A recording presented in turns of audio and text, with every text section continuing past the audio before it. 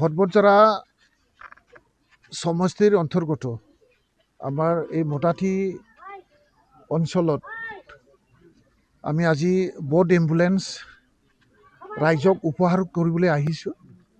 এই বড এম্বুলেন্সৰ উদ্দেশ্যটোই হ'ল যে বানপানী হোৱা সময়ত যাতায়াতৰ ব্যৱস্থা চাৰিওপিনে ক্ল'জ হৈ যায় আৰু আমাৰ ডক্টৰৰ ওচৰত যাবলৈ ৰাইজৰ অসুবিধা হয় আৰু ডক্টৰসকলেও ৰাইজৰ ওচৰলৈ সেৱা আগবঢ়াবলৈ বহুত অসুবিধা আছিল।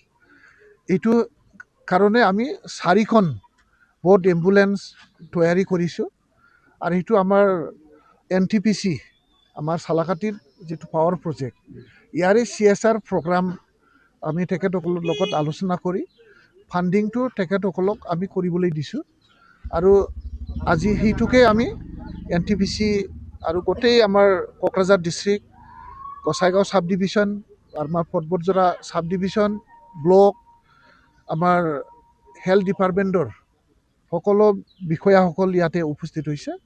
মাননীয় আমাৰ MCLA বাইদেৱেও আজি আপোনালোকৰ এই দুখৰ সময়ত আপোনালোকক সুবিধা আগবঢ়াবলৈ এটা সুযোগ পোৱা সময়ত তেখেতেও আমাৰ মাজত উপস্থিত হৈছে আৰু এইটো আমাৰ বহুদিনীয়া অভাৱ আছিল কিন্তু আমি এই অভাৱখন দূৰ কৰিবলৈ খুব BTC চৰকাৰ গঠন হোৱাৰ লগে লগে আমি নেৰা নেপেৰা চেষ্টা কৰি বাৰিষাৰ আগতেই আমি এইখন ৰেডি কৰিছোঁ।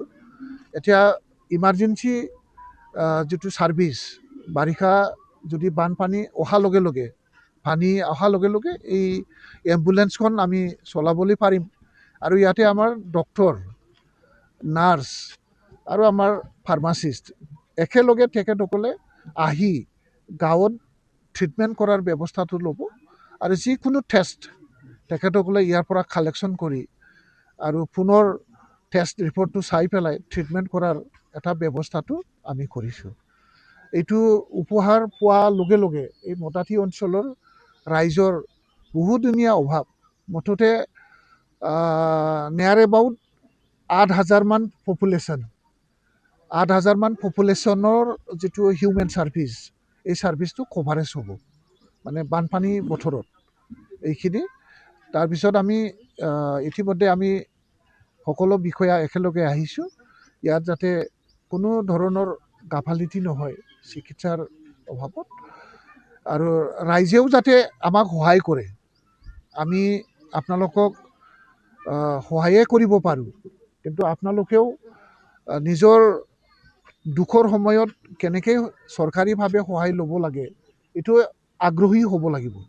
এইটোকে ৰাইজৰো সহযোগিতা চৰকাৰীভাৱে আমি একদম মনোযোগেৰে যে ৰাইজক সেৱা কৰিবলৈ আহিছোঁ সকলো দিশত সহায় পাম বুলি আগবাঢ়িছোঁ আৰু যিকোনো সময়ত আমাৰ স্থানীয় EM মুনমুন ব্ৰহ্মৰ বাইদেউৰ লগত আপোনালোকে যোগাযোগটো ৰাখক।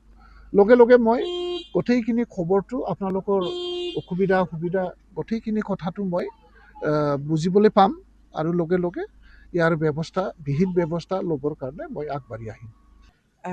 খুবেই আনন্দৰ বিষয়। এইটো যোৱা ফাইনেন্সিয়েল ইয়াৰ মানে 25-26 ফাইনেন্সিয়েল ইয়াৰৰ সময়তে এইটো পোৱা কেইবামাহ হ'ল কিন্তু অলপমান মনচুন সময় এতিয়া ষ্টাৰ্ট হৈছে। এইটো ষ্টাৰ্ট হোৱাৰ লগে লগে এই অঞ্চলত বসবাস কৰা ৰাইজৰ কাৰণে আপোনালোকে চবে জানে পৰ্বতজৰাৰ বাসী সকলো ৰাইজে জানে মদাঠি আৰু দেৱীতলা অঞ্চল আমাৰ খুব পানীৰ ভিতৰত থাকে, নদীৰ বানপানীৰ ভিতৰত থাকে। 3 months সিহঁতে পানীত ডুবি থাকে। গতিকে যাতায়াতৰ ব্যৱস্থা বা স্থল পদ্ধতি অহা যোৱা বা এম্বুলেন্সসমূহ সুবিধাসমূহ এখেতসকলে পাবলৈ অসুবিধা হয়।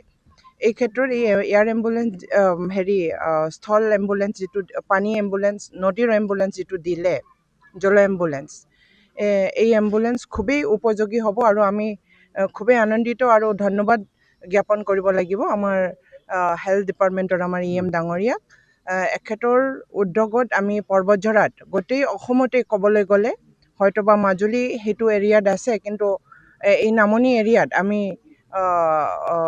ধুবুৰী ডিষ্ট্ৰিক্টৰ যদিও বা পানীৰ তলত থাকে, তথাপিও আমি BTCৰ অন্তৰ্গত আমাৰ পৰ্বতজোৰাত আমি প্ৰথমবাৰৰ কাৰণে পাবলৈ সক্ষম হৈছোঁ এই নামনি এৰিয়া অঞ্চলত। আৰু তাৰ কাৰণে মই আকৌ পুনৰবাৰ EM ডাঙৰীয়াক মই ধন্যবাদ জনাম। আৰু এই আমাৰ যি উদ্দেশ্য, এইটোৰ জৰিয়তে আমি ৰাইজক যি সেৱা আগবঢ়াব বিচাৰিছোঁ, ৰাইজৰ হেল্থৰ সজাগতা আৰু আমাৰ হেল্থ ফেচিলিটিছ আমি যি প্ৰভাইড কৰিব বিচাৰিছোঁ, যি 3-4 মাহ আমাৰ এই অঞ্চলৰ ৰাইজে পানীৰ লগত বসবাস কৰি বা পানীৰ তলত বসবাস কৰি যি অসুবিধাৰ সন্মুখীন হয়, এই অসুবিধাৰ সন্মুখীন এইবাৰ আমি ঊৰ্ধত থাকিম। অসুবিধাৰ লগত মোকাবিলা কৰিব পৰাকৈ আমি সা সৰঞ্জাম পাইছোঁ, মেডিকেল ফেচিলিটিছ আমি পাইছোঁ। তাৰ কাৰণে আমি ডিপাৰ্টমেণ্টক ধন্যবাদ জনাইছোঁ আৰু NTPCক ধন্যবাদ জনাইছোঁ।